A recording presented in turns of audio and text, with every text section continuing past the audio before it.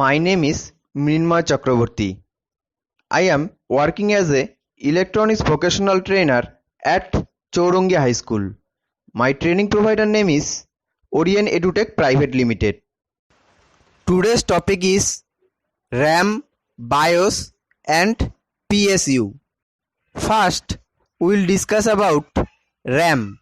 RAM is the short-term memory in a computer that is used to store documents while they are being processed.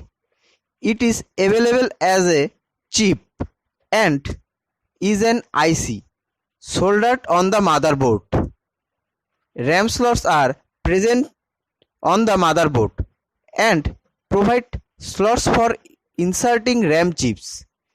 This can be easily removed and replaced. This is a picture of a RAM chip and the slots are RAM slots.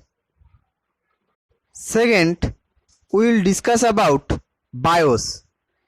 A motherboard also has a provision for initial setup of a computer after the power is turned on, which is called BIOS or boot firmware.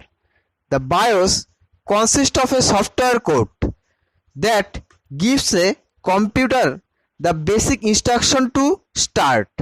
Whenever the computer is turned on, it runs the program within BIOS to do some basic system checks, locates the operating system on the disk and starts the computer. Today's third topic is PSU or power supply unit. A PSU converts the input AC to low voltage regulated DC power for the internal components of a computer.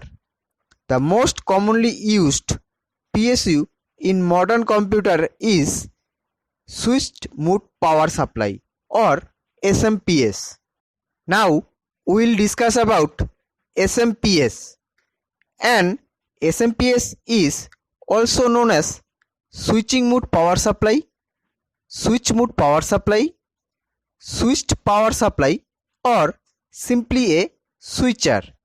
It is an electronics power supply which efficiently converts electrical power, that is transfer power from a DC or AC source to DC loads such as a personal computer.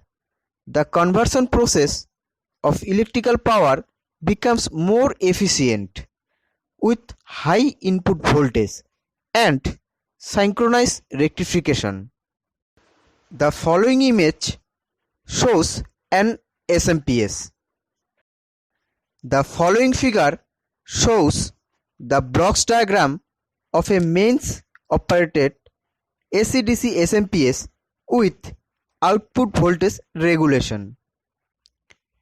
In the process of output voltage regulation by SMPS, there are certain stages involved which are input rectifier stage, inverter stage, voltage converter and output rectifier stage, and the last one is regulation stage. Now we will discuss about the first stage, that is input rectifier stage.